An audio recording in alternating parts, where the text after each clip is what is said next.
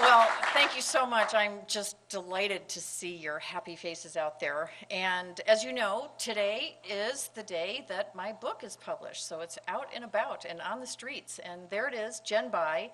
And so before I go any further, I'd like to mention that, of course, it takes a village truly to publish a book, and some of the people that have been influential. My co-author is Jayne O'Donnell, who's the retail reporter for USA Today. And my publisher is Josie Bass, represented over there. And our editors we had two, double your pleasure editing. We had Genevieve Liosa and Rebecca Browning. And of course, nothing is possible without my husband, Russ, who is right there in the back, responsible for all things good. And I'd also like to thank Amy Packard, who's over there in the purple from Wiley and Josie Bass. And then, of course, so grateful to be invited to speak here today. And I'd like to thank George Dobbins from the Commonwealth Club, and especially Kevin O'Malley, who just introduced me. There's a lot of thanking going on. You can't write a book really without the support of your companies. And so USA Today and Golden Gate University really gave us both a lot of latitude and having time to research and write Jen By. All right, so now for the audience participation portion of our evening. Does anybody out there like to go shopping? No? Does anybody shop anyway? How many people shop? Some people don't have your hands up. So, you know, one of the reasons that I like to study shopping is because it really is completely universal. And it's been something that people have done since we've had people. So whether you're at the marketplace like this, or whether you're at the Nordstrom Mall down the street, everybody has gone shopping. And you might have traded things at one time, and now we trade dollars or euros or whatever. But shopping is constant. And what people choose to buy is, in fact, then a way, I think, to explore and examine cultures and compare generations and compare even, you know, times, because it is universal and it is common to everyone. So it's become quite a hobby, not even more so in other parts of the world than in the U.S., but shopping is really pervasive and it's become a hobby. But even for those that don't enjoy shopping, it's still something that really everybody has to do. And what they choose to buy and how often they shop and the role of shopping in society is a way for us to psychologically understand cultures and people. So, what a perfect way to understand, I thought, generational differences. This is one of our adorable subjects. She hosted a focus group for us here in San Francisco of 9-year-olds at the time. Her mom's over there too. And the research for this book was really, really very complicated, and we spent a long time doing it. So, you know, it was just such a great pleasure to go around the country and interview focus groups of 11 different ages and 10 different cities to actually sit down and talk to Gen Yers and find out what they're all about. This generation spans all the way from 10 to 30. It's a really large generation, and so I really felt like I wanted to talk to in detail people in all the different age cohorts. And it's, of course, more effective to talk to one gender at a time, so we had to split it up that way.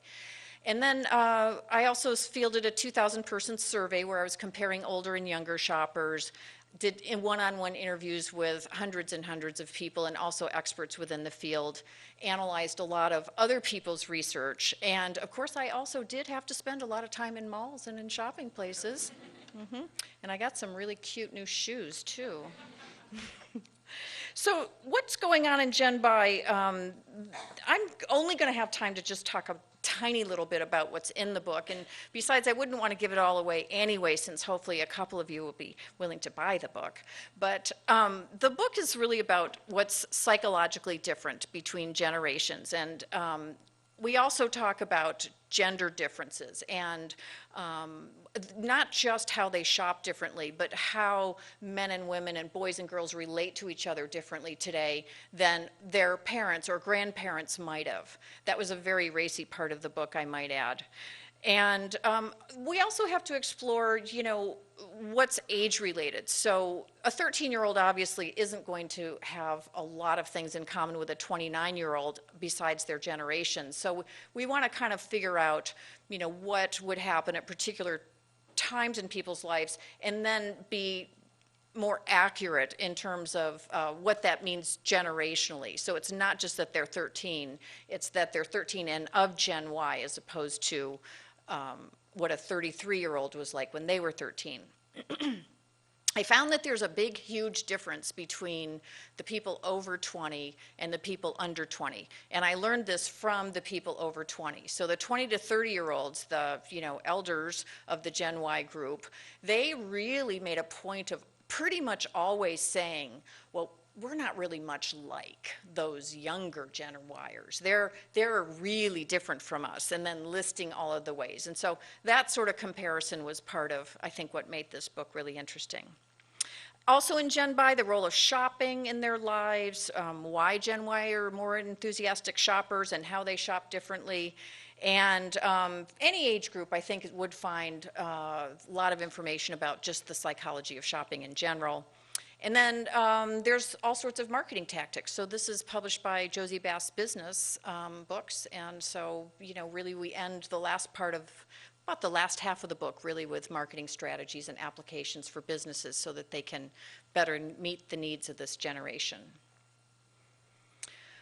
Okay, so I'm just going to hopefully whet your appetite, go through 5 different things, start off talking a little bit about why marketers need to know Gen Y, and then give you 4 different ideas for how to reach them. 1, knowing and involving them. 2, considering the role of technology. 3, speeding up everything. And 4, using more visuals.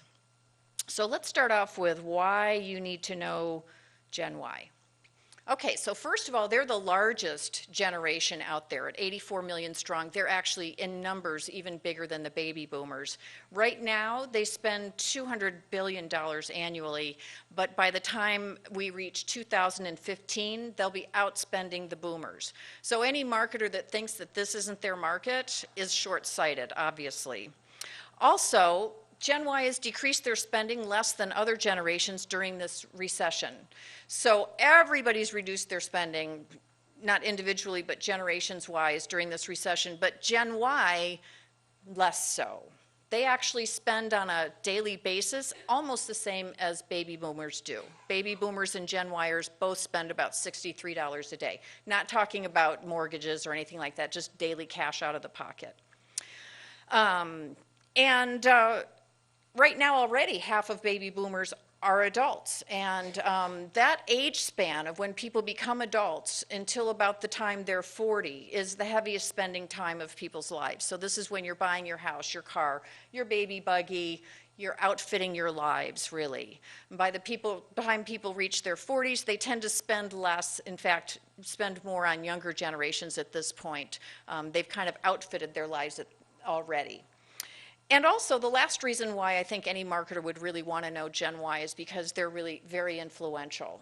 They have this closer relationship with their parents, and so they have much more power in the household to influence their parents about what they think they should buy. And some studies suggest that 70 to 80% of all household purchases, if a teen lives in the house, have been influenced by that teenager. Yeah. Well, we have a more also youth-centric society today, and so I think what Gen Y values and finds unique and interesting and valuable, they're more persuasive, not only within their households, but throughout society as well. They set the standard more for what's cool, whereas in baby boomer generation, that would have been somebody in their mid to late 20s to early 30s. Okay, so now let's talk about some of the reasons why Gen Y buys more. So we've already pretty much decided that Gen Ys definitely are shopping more. And why is it that they are, in fact, buying more? Well, there's a few reasons that make sense. I mean, I think it's sort of trendy to think that Gen Ys are sort of spoiled or something like that, and I really didn't find that to be the case. You know, I didn't find this to be an ungrateful or greedy generation at all. I found them to be needing, in fact, more things. First of all, because they really believe in innovation. So, you know, tried and true, you know, a product that's been really popular for a long time and rests on its laurels, that's boring for Gen Y. That's not going to work for them.